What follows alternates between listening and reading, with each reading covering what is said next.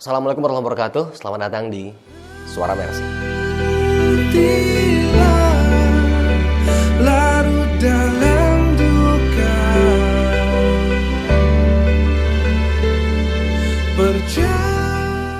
Seorang wanita yang luar biasa, yang bisa dibilang banyak hal yang telah menemani hari-hari beliau tentang kemanusiaan itu sendiri. Beliau juga sangat inspiratif, sangat sering di balik layar, cuma kali ini Putra minta kehadiran beliau di depan layar. Assalamualaikum Dr. Tashkuru Rizko. Waalaikumsalam warahmatullahi wabarakatuh. Sehat ya? Sehat, Alhamdulillah.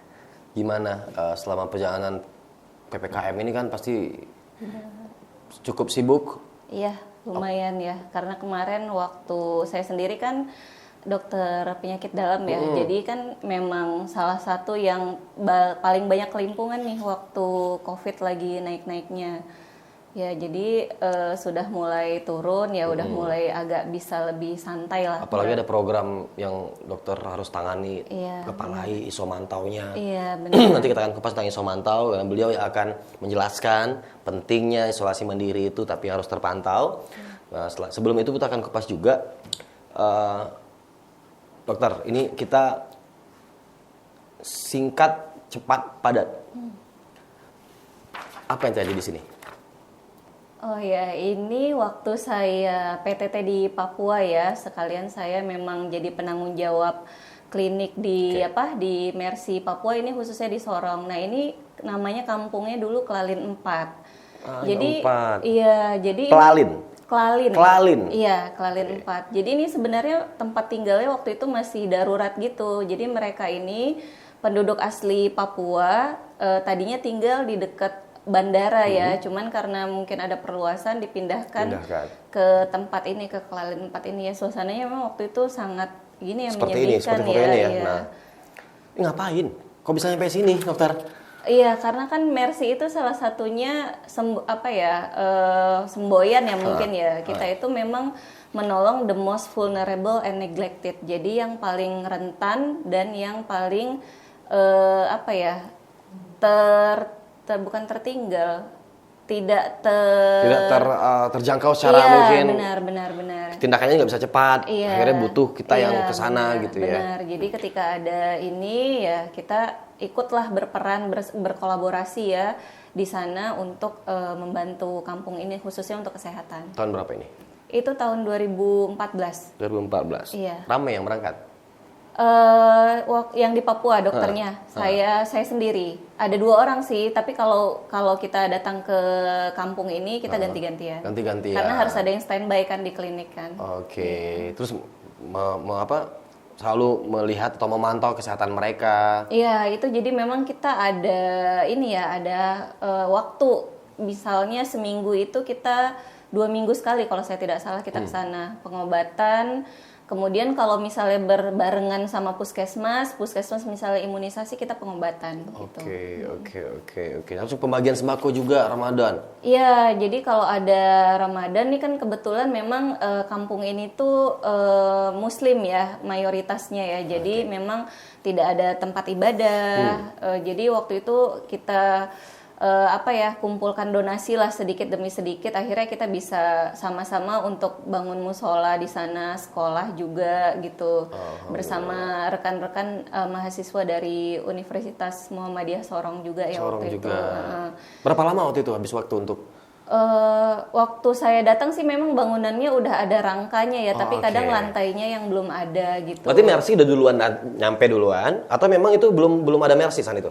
Belum ada Mercy, terus karena kita lihat ada daerah yang memang yang kita rasa butuh ya, jadi kita ikut membantu lah ibaratnya gitu. Jadi melanjutkan niatnya teman-teman di sana, yang mungkin yang udah ada bangunannya akhirnya diwujudkan. Iya, benar. Diisi. Gitu. Tahun berapa ini? 2014. 2014 2015. Enggak, dari awal 2004. Mungkin sekitar bulan Mei atau Juni, Mei lah. Mei 2014, karena saya itu awal-awal Maret April tuh saya masih di Timika. Wow. Apa yang mendorong Anda dokter untuk terjun ke kemanusiaan? Saya suka ya memang ya kalau misalnya memang dari dulu itu pengen jadi dokter, terus kalau misalnya selesai tamat itu memang saya berkeinginan untuk bisa ke daerah ya, Iya, ke iya, daerah. Heeh. Daerah yang terpencil, apalagi Papua kan ya gitu.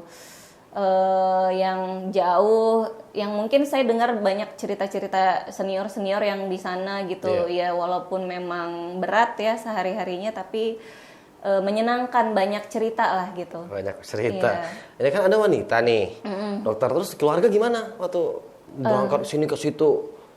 Iya, karena saya itu sekolah S1 waktu kedokteran umum ya, dokter umum itu kan saya memang udah merantau. Jadi orang tua sudah tahu lah gitu, udah percaya. Jadi ketika saya sampaikan saya mau ke Papua, ya orang tua cuman bilang baik-baik, jaga diri aja. Iya. Ya, Nggak bukan maksudnya bukan mengecilkan arti wanita, cuman kan pasti kebutuhannya beda-beda ya. Iya, Kalau laki-laki ke gunung mah enak, tinggal bawa ransel atau apa gitu. Kalau wanita kan kebayang ya, harus ke kota terpencil. Nih maaf kalau lagi head lagi gimana, terus kebersihannya seperti apa. Biasanya kan dokter lagi yang nggak tahu tuh. Tapi dokter Taskuru mau ke sana atas panggilan kemanusiaan. Nah itu bergabung sama Mercy udah berapa lama bergabung baru ke sana atau belum? Justru saya itu dulu waktu kuliah pernah ikut sama Mercy waktu ada sunatan massal. Tapi mungkin saya waktu itu cuman kayak datang sekali terus habis itu nggak datang lagi. Nah waktu saya benar-benar rutin di Mercy ini ya waktu saya ke Papua ini gitu. Wah, sekarang Mercy di Papua ada nggak ya? Ada ya? Banyak? Ada di Sorong aja sih sekarang. Wah luar biasa. Teman-teman dokter sana juga gabung di Mercy juga. Iya. Tadi juga kita episode sebelumnya ternyata ada insinyur juga, ada pembalap di sini. Pembalap juga di sini. Sekarang dokter juga ada, terus tidak hanya spesialis perang, spesialis tempat lokasi-lokasi yang saudara-saudara kita yang terdalam pun Mercy punya, Mercy sampai ke situ. Buktinya ada dokter Taskuru di sini. Nah, untuk teman-temanku di Papua yang nonton ini kita bilang tetap tumbuhlah menjadi kebanggaan kita dan mudah-mudahan aku bisa datang lagi ke sana sama dokter Taskuru ngelihat misalnya kayak indah ya. Iya. Ngangenin gitu kalau saya bilang ya, Papua itu ngangenin walaupun maksudnya orang mungkin mikirnya udah nggak udah jauh, kendaraan sulit, makanan sulit gitu, tapi maksudnya sulit dalam arti kata misalnya kalau di kota kan kita pengen fast food ada gitu ya. Kalau makanan sih ada aja di sana, cuman tidak secepat kita lah. Iya gitu, nggak pernah nge-mall gitu. Tapi di trek sana jalannya itu, juga begitu ya. Jadi di sana itu walaupun harus ke suatu daerah naik motor 2 jam, harus nyebrang laut gitu 30 menit, itu menyenangkan ya, banyak cerita. Belum lagi masyarakatnya juga ramah dan welcome sekali ya sama dokter gitu. Sampai kalau saya misalnya mau naik kapal gitu ya, mau nyebrang ke tempat yang agak terpencil gitu, udah nanti saja biar dokter dulu berangkat gitu. Jadi ibu-ibunya itu udah langsung memprioritaskan kita lah ibaratnya, guru, dokter ya. Dokter itu ya saat itu ya. Nah, kita lihat lagi. Ini di mana? Ini juga sama, masih di Klalin 4. Jadi ini kan udah lebih bagus ya. Ini kayaknya yang gambar bawah ini tuh masjidnya tuh. Oh ini? Iya. Oke. Tadinya itu cuman ada lantai sama pembatas samping ya. Tapi ini kemarin sudah di atap ya, udah ada karpet. Iya. Terus tadinya nggak ada sholat Jumat, sudah ada sholat Jumat. Karena kita kemarin kebetulan memang bekerja sama pondok pesantren ya, ada ustadznya juga yang kita minta untuk bisa ngajarin ngaji, terus habis itu untuk bisa imam sholat Jumat, jadi biar ada sholat Jumat bareng, karena kan mereka ini kalau mau sholat Jumat itu keluarnya lumayan jauh lah, kalau naik motor itu mungkin keluar dari komplek Klalin 4 ini mungkin sekitar 15-30 menit ya kalau saya nggak salah ya. Itu pun kalau naik motor? Iya, jadi ya biar makin semangat beribadahnya, belajarnya kan kalau ada tempat kan lebih ini ya, lebih semangat lah anak-anak. Semangat pasti gitu. juga lebih concern juga kan, lebih concern, lebih tempat berkumpul di sana. Nah, keterlibatan saudara-saudara kita non muslim bagaimana di sana? Waktu ini apakah semua muslim? Kalau ini kebetulan waktu Idul Adha ya, kalau saya tidak salah ya, Idul Adha kita kurban ya, kita kumpulkan donasi, kita kurban, kita bagi-bagikan ke kampung ini. Memang target yang utamanya ya, karena memang tempatnya dan banyak kaum duafa ya, penduduknya gitu. Jadi ini kayaknya Muslim semua nih pada saat ini. Tapi kalau Mercy di sana untuk non Muslimnya juga ada kampung yang lain-lain gitu. Bahkan kita pengobatan di rumah karena dulu misalnya tempatnya nggak layak, kadang di rumah warga juga kita bisa buat pengobatan gitu. Nah, itu menarik lihat foto ini. Ya, teman-teman, kita akan slide di sini nanti. Di sini kan foto tayangkan bagaimana perjalanan dokter di sana. Nah, kayak ngelihat ada keharmonisan di sini, ada bagaimana saling bahu membahu, gotong royong teman-teman Papua membangun tempat ibadah di sini. Dan tadi seperti Dokter Syukur bilang, ternyata Mercy itu bukan hanya untuk satu kepercayaan, karena ini tentang kemanusiaan, apapun itu Mercy hadir. Jadi kebetulan di foto ini lagi Idul Adha juga, pembagian sapi kurban juga tadi ya. Ternyata makanya, padahal Mercy juga hadir di beberapa tempat yang tidak ngelihat agamanya apa, tetapi tentang kemanusiaan Mercy selalu hadir. Nah, waktu 2014, 2015, pasti kan banyak momen-momen yang menemani perjalanan sampai karir hari ini, Dr. Taskur. Apa yang nggak bisa dilupakan dari dua cerita di Papua dan Papua ya.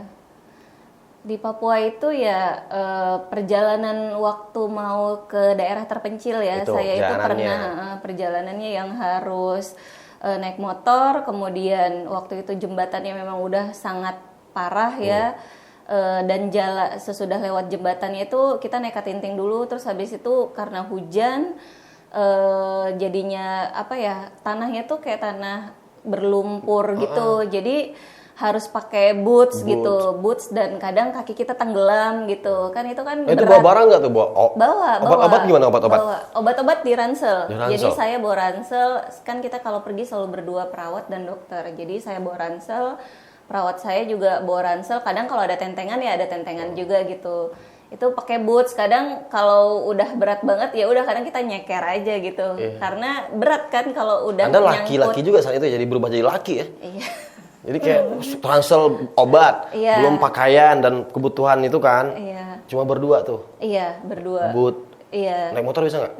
Saya nggak, jadi saya selalu boncengan. Saya selalu boncengan, terus habis itu bawa satu motor ya biasanya kita ya. Terus habis itu nyebrang pakai katinting ya disebutnya di sana namanya. Terus habis itu jalan baru sampai ke pulau gitu dia. Jadi dia agak di pinggir tapi harus nyebrang laut gitu sih. Iya, tapi cuman sebentar lah, berapa menit gitu nyampe. Berarti perjalanannya yang berkesan sekali. Track masyarakatnya, local wisdom yang di sana. Iya, benar-benar. Ada nggak sih yang sampai hari ini mungkin ada salah satu teman kita di sana yang benar-benar selalu mungkin menghubungi media sosial atau apa, dokter gitu masih kan cukup lama ya, ada 7 tahunan lebih loh. Kita 7 tahun lah ya. 7 tahun yang lalu, iya ada yang menghubungi saya, masih sering kontak itu. Jadi kan di kampung ini tuh kita kerjasama sama mahasiswa yang tadi saya bilang. Ada yang pengajar-pengajarnya. Jadi belum ada sekolah yang formal, tapi kita yang penting anak-anak bisa baca tulis dulu. Belum ada yang sekolah yang formal? Sekolah formal di tempat ini belum ada. Wow. Nah karena kan mereka kan mata pencahariannya itu nyari batu karang ya. Jadi sebenarnya kalau harus keluar dari daerah itu cukup jauh dan berat ya buat orang tua anak-anak itu. Jadi waktu itu ya dengan donasi juga ya bangun sekolah, yang penting ada lantai, ada atap, ada dinding. Sekolahnya itu cuman disekat-sekat aja gitu, kelas 1, kelas 2, kelas 3 gitu. Nah sekarang update-nya gimana dokter? Ada informasi nggak? Apakah pemerintah pendidikan udah masuk ke sana?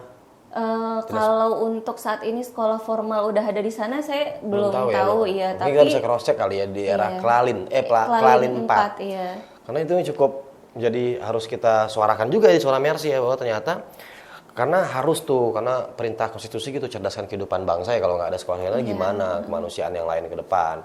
Nah ini informasi yang bagus nih, mudah-mudahan nanti kita cross check tim deh, coba cross check di Klalin 4 Papua bagaimana adik-adik kita di sana sekolahnya bagaimana, karena anaknya banyak ya. Banyak anak-anaknya. Satu keluarga itu kadang bisa anaknya 6, 5 gitu. Iya, dan satu rumah kadang bisa 2 kepala keluarga. Jadi saya tuh yang sampai saat ini masih sering kontak itu guru-gurunya. Guru-guru anak-anak mahasiswa yang memang meluangkan waktunya juga untuk ngajar gitu. Jadi kalau saya dokter, mereka gurunya, iya. Berarti jihad profesi ya? Iya benar, jihad profesi lagi-lagi. Oh, ternyata kita tahu kenapa Dokter Tazkuru diangkat, diamanahkan menjadi ketua Isomantau. Karena emang kerjanya memantau-mantau, sampai ke pelosok. Jadi udah terbiasa untuk memantau-mantau orang yang teman-teman yang sakit, sehat, apalagi penyakit dalam ya. Iya, penyakit dalam. Nah, kalau dalam hati gitu bisa nggak dicek? Dalam hati sakitnya apa ya? Sakitnya apa? Tapi Karena banyak juga nih. Kalau isi hati nggak tahu. Jadi kan banyak orang penyakit hati itu. Jadi Dokter Tazkuru juga bisa, tapi nggak bisa untuk yang isi hati gimana nggak, beliau nggak mau ke arah sana katanya. Nah, Isomantau, emang ini lagi rame sih. Apa ini? Iya, jadi kan bulan Juni ya tepatnya ya, habis Lebaran kemarin itu ada second wave ya dari COVID-19. Jadi pasien itu sedemikian banyaknya di rumah sakit ya. Kadang gini, pasien itu nggak tahu kalau misalnya nggak semua pasien COVID itu harus ke rumah sakit. Nah, kita kan punya rumah sakit itu tempat tidurnya terbatas, sumber daya manusianya juga terbatas. Apalagi waktu itu banyak yang terpapar juga tenaga kesehatan. Jadi kita ini Isomantau ini gunanya sebagai triase ya. Triase itu kalau di dunia kedokteran itu disebut memilah-milih. Jadi tingkat kegawat daruratan dari pasiennya. Jadi dengan Isomantau ini pasien-pasien yang gejala ringan tanpa gejala itu kita anjurkan untuk isolasi mandiri di rumah, tapi harus terpantau. Jangan sampai kejadian isolasi mandiri, ada berita kan ya kemarin banyak banget. Meninggal di rumah karena isolasi mandiri, karena itu tidak terpantau. Kadang kan orang tidak tahu kalau misalnya di rumah udah ada oksigen, anggapannya itu udah aman. Padahal sebenarnya harus ada obat-obatan lain yang harus masuk gitu. Jadi biar rumah sakit itu fokus untuk nanganin yang gejala sedang dan berat, yang sesak gitu. Jadi yang tanpa gejala sama gejala ringan, isolasi mandiri di rumah aja, tenang aja, kita pantau gitu. Dari jarak jauh. Iya, dari jarak jauh. Jadi kayak kita itu kayak punya teman yang mendampingi kita tiap hari gitu, bukan cuman sekali aja. Karena kan kalau makanya mantau itu jadi kayak dokter nih, kalau ke rumah sakit ada pasien yang dirawat, itu kan dia visit tiap hari ya, datang. Nah, kalau ini visit juga tiap hari, tapi bedanya dengan telekonsultasi. Iya, benar. Jadi kayak bisa, mungkin hampir sama kayak beberapa aplikasi-aplikasi kesehatan kali ya, tapi ini biasanya kan obat-obatan nih, atau chat, dokter saya sakit perut nih, apakah tindakan awalnya seperti apa. Tapi ini lebih kepada isolasi mandirinya. Iya. Isomantau, isolasi mandiri terpantau, berarti kan ini berangkat dari banyak hal yang terjadi di lapangan yang nggak terpantau. Iya, benar. Sehingga program ini muncul dari Mercy. Iya, dan yang paling parah itu sebenarnya rumah sakit itu kolaps. Kolaps gara-gara jadinya rumah sakit itu penuh. Jadi pasien-pasien yang non COVID, misalnya stroke, serangan jantung kan harusnya bisa tertolong ya.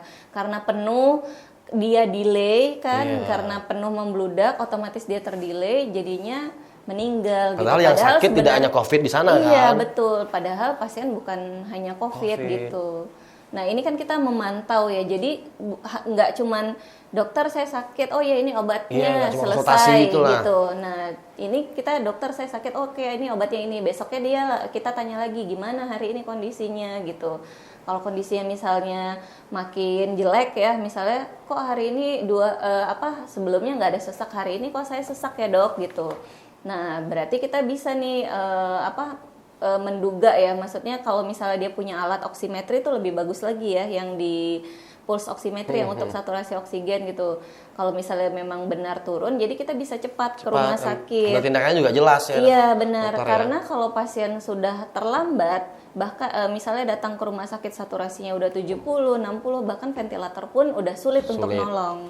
Iya, jadi lebih baik kalau terpantau ketika dia udah mulai lampu kuning ya, ibaratnya kalau di lalu lintas itu udah lampu kuning, udah hati-hati, kita cepet-cepet ngasih tahu kalau harus seperti ini.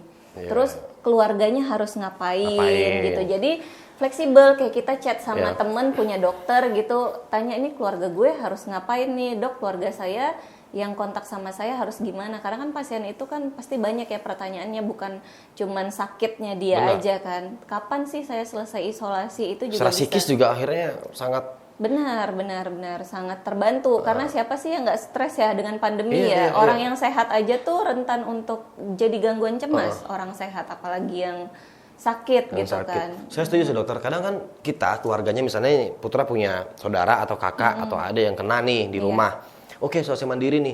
Nah, secara psikis atau karena pendeknya pengetahuan kita, edukasinya kurang misalnya.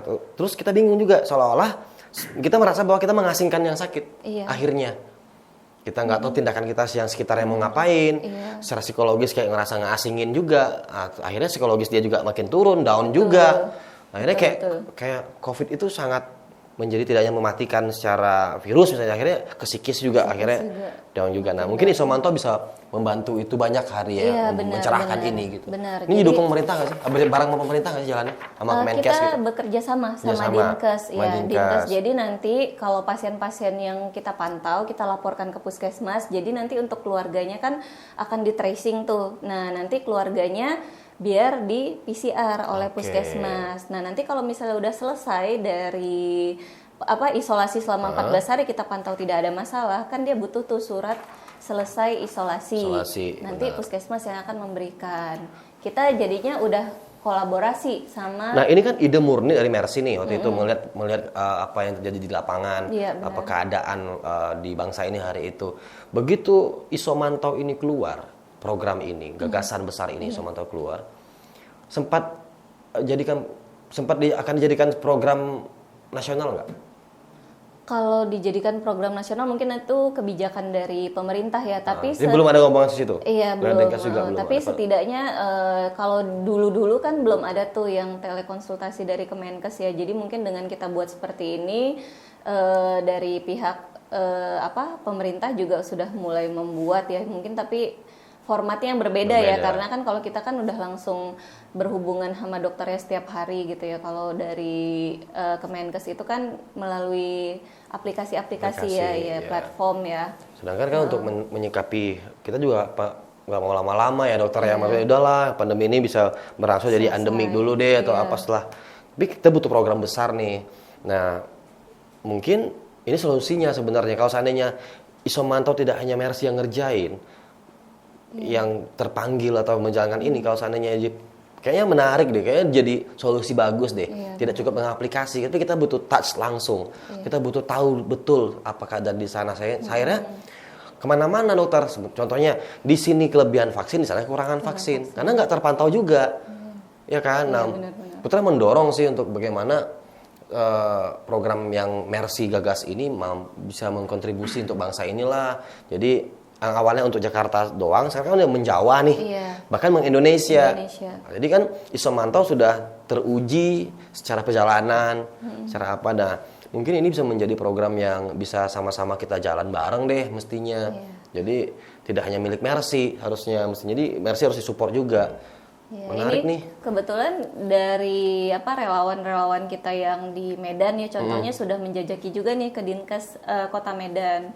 Padang juga gitu, Jogja dengan kearifan lokal sendiri gitu. Jadi dia seperti ada shelternya. Karena mungkin kegotong royongan ya kalau di daerah itu masih kuat gitu. Ya, kalau di kota mungkin udah berbeda jadi Isomanto tapi dengan kearifan lokal. Jadi memang di daerah teman-teman kita juga udah berusaha untuk membuat yang sama juga nih Isomanto juga. Betul, di daerah masih kerasa sih gotong royongnya. Di kota itu berbeda bentuknya, jadi kolaborasi katanya. Nah, bahasanya doang yang collab. Padahal itu gotong royong mana? Kita pengen sekali tuh budaya gotong royong kembali lagi dokter. Wah, Isomanto. Jangan COVID, jangan mikir punya tenaga kesehatan aja, tapi punya semuanya gitu. Semua punya tanggung jawab kan. Kalau bencana kan, kayak banjir aja bukan dokter aja yang kerja kan, warga. Dinas yang lain semuanya ikut bergotong royong, jadi sama dengan ini gitu. Kalau kita ingin segera terbebas dari betul. keadaan sekarang. Nah, berarti syaratnya terkonfirmasi positif COVID. dengan swab antigen atau PCR. Iya, Yang betul. kedua gejala ringan atau tanpa gejala. Iya. Terus kita harus tahu dulu Iya ya. benar, karena kan ketika daftar nanti kita verifikasi dulu. Ya. Jadi layak nggak untuk isomantau, karena nggak semua pasien COVID itu boleh dipantau di rumah. Dia harus punya kamar sendiri.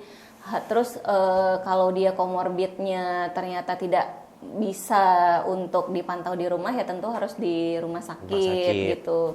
Kalau dia udah sesak ya nggak boleh, itu udah kontraindikasi lah ibaratnya kalau kita bilang. Oke. Nah, kita lihat slide ini nih. Ini slide. Berarti gratis ya, Dokter Esin, ditulis gratis dan terbuka. Iya, Berarti gratis nih. Gratis. Jadi ini relawannya adalah dokter-dokter yang kerja juga sehari-harinya gitu, tapi dia kayak menyisihkan waktunya dan iya benar, menyisihkan waktunya untuk memantau. Bukan hanya dokter, ini kita kolaborasi juga. Waktu itu kita nggak berani buka sampai seluruh Indonesia karena relawan kita sadar terbatas. Tapi akhirnya kita buka seluas-luasnya ke perawat, ke bidan, bahkan ke adik-adik mahasiswa dari tim bantuan medis. Jadi FK itu Fakultas Kedokteran itu punya namanya tim bantuan medis. Tim bantuan medis. Ya, jadi contohnya ini adik-adik dari tim bantuan medis dari FKUI, UIN itu ikut bersama kita, tapi kita train dulu gitu. Jadi karena mereka kan sudah ada basic ilmu medisnya, jadi kita ajarin. Akhirnya mereka banyak nih yang antusias untuk ikut memantau gitu. Jadi memang sangat perlu ya kolaborasi ya, semuanya harus ikut. Karena kemarin itu untuk nyari dokter, nyari perawat aja tuh susah. Pada saat kasus lagi tinggi-tingginya kan misalnya rumah sakit darurat haji dibuka, rekrut, tapi ngerekrutnya juga susah gitu. Tapi kan dengan ini kan karena bisa kerja di mana saja dan bisa online ya, jadi itulah akhirnya kita pikirkan, kita sebarkan siapa yang mau meluangkan waktunya. Kemudian alhamdulillah dari Koas juga ada, dari Universitas Muhammadiyah Jakarta ya, jadi cukup banyak, makanya kita bisa berani buka untuk seluruh Indonesia. Dari awal Jakarta, sekarang akhirnya ke Jawa, akhirnya udah se-Indonesia tuh Isomantau sudah hadir di situ. Oke, untuk teman-teman semua, nanti di Putra Kata akan slide di sini. Nah, itu udah hubungin WhatsApp-nya, juga ada teleponnya, ada websitenya, silakan kunjungi di Mercy Indonesia. Dan mudah-mudahan lancar semua ya, Dokter. Iya, amin, alhamdulillah, mudah-mudahan. Semoga cepat kita selesai ini, kita bisa jalan-jalan lagi ke Papua, kita lihat teman-teman lagi di sana, atau ke daerah lain yang masih banyak butuh kehadiran dirimu dan teman-teman. Iya. Sampaikan salam untuk teman-teman relawan yang ada di Isomantau. Iya. Karena memang ketuanya bisa menyampaikan itu, sampaikan amanah ini. Makasih banyak telah memantau kami dan saudara-saudara kami di luar sana. Karena banyak hal yang di saat kehidupan ini semakin banyak sisinya. Ekonomi, tentang pendidikan, keadaan sekolah yang ibu sekarang bingung treatment anaknya di rumah, belum lagi sakit, itu jadi satu yang kompleks. Mudah-mudahan Isomantau memberikan suatu solusi yang benar-benar dibutuhkan oleh kita dan jalan terus. Makasih sudah datang di sini di Suara Mercy. Amin. Ya, terima kasih banyak juga sudah mengundang. Jangan sungkan kalau kita undang lagi, karena masih banyak yang mau ceritakan. Tapi sengaja di sesi ini Putra hanya 30 menit saja. Iya, baik. Karena dirimu juga sibuk juga kan. Sehari-hari di mana, Dokter? Sehari-hari saya sekarang Jakarta, di Rumah Sakit Budi Asi sama Harapan Kita Ibu dan Anak. Budi Asi, Jakarta Timur ya? Iya, Jakarta Timur. Dewi Sartika. Iya, benar.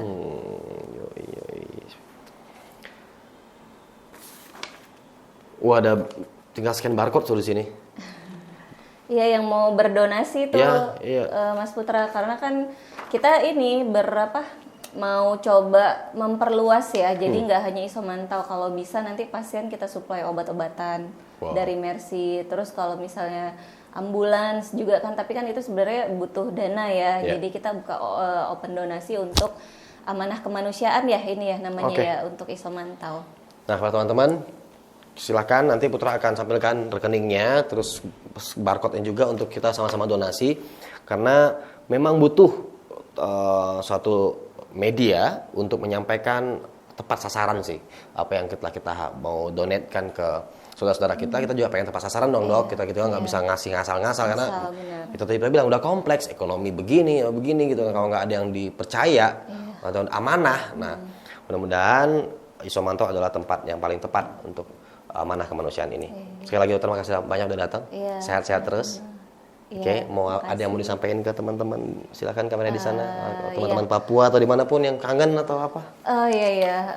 Ya semoga yang teman-teman di Papua ya, pasien-pasien yang masih ingat mungkin ya, atau tetangga, semoga sehat-sehat selalu ya. Kangen juga sih pengen ke sana ya, pengen ke sana, semoga sehat-sehat selalu dan dipermudahlah semua urusannya buat tenaga kesehatan. Bersabar. Dan ikhlas ya, semoga di luar sana nanti banyak aja deh kemudahan yang kita dapatkan dari kita bersusah-susah ya saat ini. Oke. Begitu dialog kita singkat sama Dr. Tashkuru. Jadi memang dari kesimpulan beliau kita ambil sedikit kesimpulan kali yang beliau bilang ya, seperti yang beliau tutup dengan bersabarlah, terus tetap berikan yang terbaik untuk saudaramu. Jadi jangan tanyakan apa yang saudaramu berikan padamu, tapi tanyakan apa yang kau berikan untuk saudaramu.